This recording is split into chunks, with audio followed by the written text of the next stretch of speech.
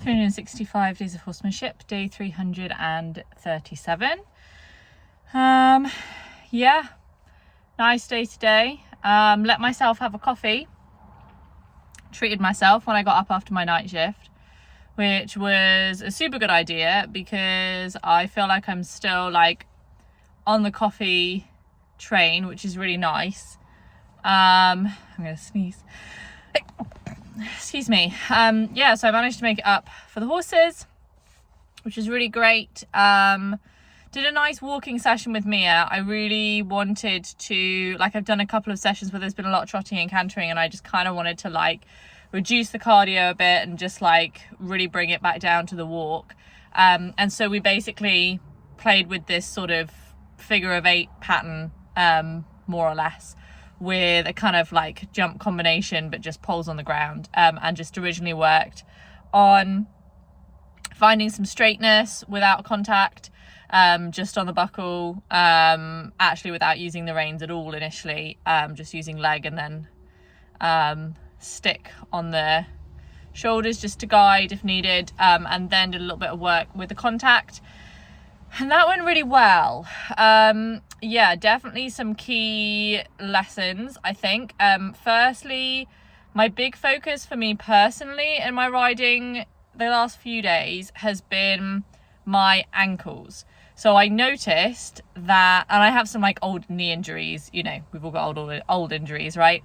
And I've noticed that when I put my feet in the stirrups, if this is my foot, then I'm kind of like all the time on the outside, and then like the inside, so like this is like my pinky toe, so like I'm all the time leaning on the outside of my foot rather than like having my foot flat in the stirrup or like putting any weight or like any strength like through and like keeping it straight. So yeah, so my focus for myself was on just being aware of the angle of my feet and just like engaging the muscles like up the medial side of my legs. So that was my like personal riding thing I was working on today.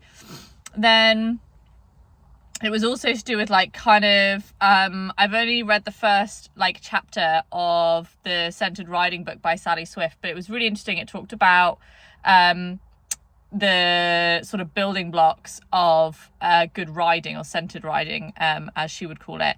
It talks about having this like soft eyes approach, having like good sort of diaphragmatic breathing, and the sort of bellows breathing where you're sort of breathing in and downwards rather than like up and out, and then obviously stacking, you know, neck, shoulders, hips, feet. So kind of like trying to make sure that I've got those first 3 pieces in, where I'm like the first 2 pieces in where I've got my eyes going good, I've got my breathing going good, my shoulders are relaxed, all that kind of stuff. So I was really working on like my own frame and kind of then trying to just like correct her with the stick as little as possible while really focusing on myself. Now when I picked up the contact, it was interesting because I think I realised that Larissa spoke to me last time. She gave me like a little bit of a lesson a couple of days ago where she was telling me like quite often, oh, you know, your right rein is like 2 inches shorter than your left rein, or your left rein is 1 inch shorter than your right rein. And I'm like, I don't know how you can know that. I don't know that. I'm finding it just really difficult to feel that. But then today I noticed after a little bit of practice that I was kind of going around on this pattern, realizing that actually if she's bending her neck one way and leaning out, falling out one way, it's probably because one of my reins is shorter than the other. And I was like, oh, that's really easy. So yeah, so then started playing around with just shortening the rein, like kind of like adjusting the reins to get to fit her head in the middle. And then, so rather than like pulling on her, if she's like leaning out to the left, just shortening the left rein a little bit, and then her neck would just come back straight again. And then, yeah, just really trying to kind of like hold my own frame and stay relaxed and just kind of like allow myself to like, because I think before I was kind of like a little bit too loosey-goosey in terms of allowing myself to go with her flow, which is fine sometimes. But I think I'm learning, like I talked a little bit yesterday about feeling a little bit inexperienced as a dominant leader. And definitely picking up the contact is a time where it's really important for me to have all the ideas, frankly, and then adapt continuously, rather than this give and take in the same way that you get with the freedom-based training. The give and take in dominant leadership comes from adaptation to the feedback from the horse.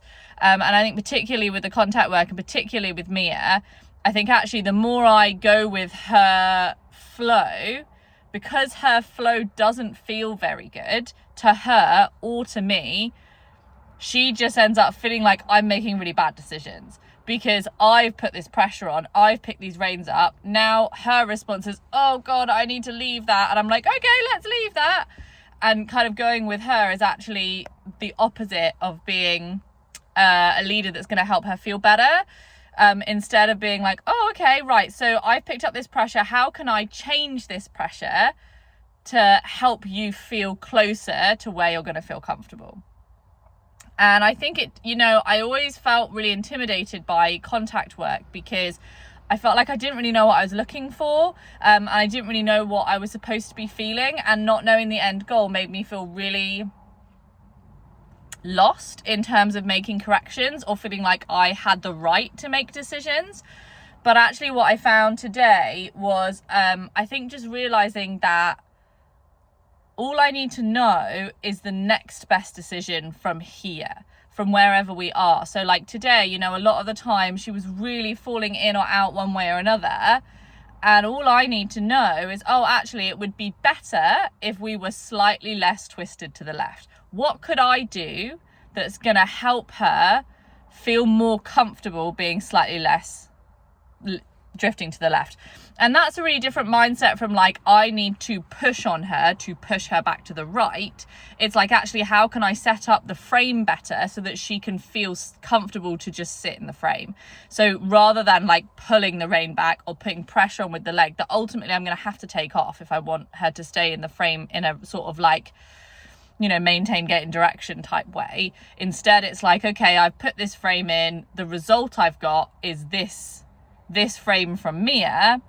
So what can I do to change the like homeostasis of my frame that's going to make it easier for her to adapt her frame to a more comfortable position? And that's a really just like nuanced little thing to like learn and understand. But I feel like it's also really big, like for me personally. So yeah, so I was really happy with the session. I had some really nice moments. Definitely, I feel like sometimes, every now and again, I feel the magic. I'm like, oh, that was definitely it. And then sometimes I'm like, I'm not really sure if that was it or not, but it was better than what we've had before, so we're going to go with it. And I'm just thinking to myself, like, try not to put too much pressure on myself on like rewarding the wrong thing, because I'm pretty sure that if I continue to reward what I'm rewarding now, it will be better than it is now in, say, a month. So it's like, okay, how do I, all I need to focus on is better. I don't need to focus on right or best or ideal. I just need to focus on better, because that is a process of learning for both of us. So it's like, okay, like, let's just, when it feels better than it has been, let's go, yeah, that was really great. The release as contact into like a long and low stretched out walking was definitely better than the release with the stop, definitely. So I'm going to keep doing that for a while. I need to watch to make sure that when she has those good moments, either I'm releasing before she's thinking about pulling out of it, or if she pulls out of it, then we need to wait for the next one, so I'm not training her to have that timing of like, oh, I did something good, let's pull the contact out. Because I definitely think that could be something I could put in really easily with her.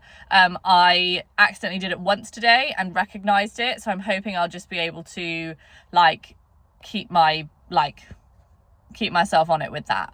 So yeah, so it was really nice. Then I went to Lawrence. I was quite done emotionally after, a long session with Mia on board. And luckily he wanted a little massage on his hind end, and actually we were able to kind of organically get into it in a way that didn't feel too frustrating for either of us. I could see right from the off that he wanted some sort of supportive like leadership at the touching distance, some sort of scratching or massaging or otherwise. Managed to get into a position where I could off him all of his normal scratching spots, which weren't the right thing. But I was really pleased to see that he was really patient, and instead of like moving his feet around to try and show me what he was doing, he like had the patience to like let me try lots of different places and find the right place. And so that is, I think, definitely really good. So I really got into it, did some of that for, you know, a few minutes, had a nice blow out and a lick and a chew, and I just left it there because I thought, yeah, no, I don't have anything else in the tank. So tomorrow my goal is definitely to come to Lawrence first and really give him my time tomorrow, because Mia has had my time definitely a lot the last couple of days, and I do believe that he notices that, and I do think it makes a difference to his mindset, negative impact on his mindset.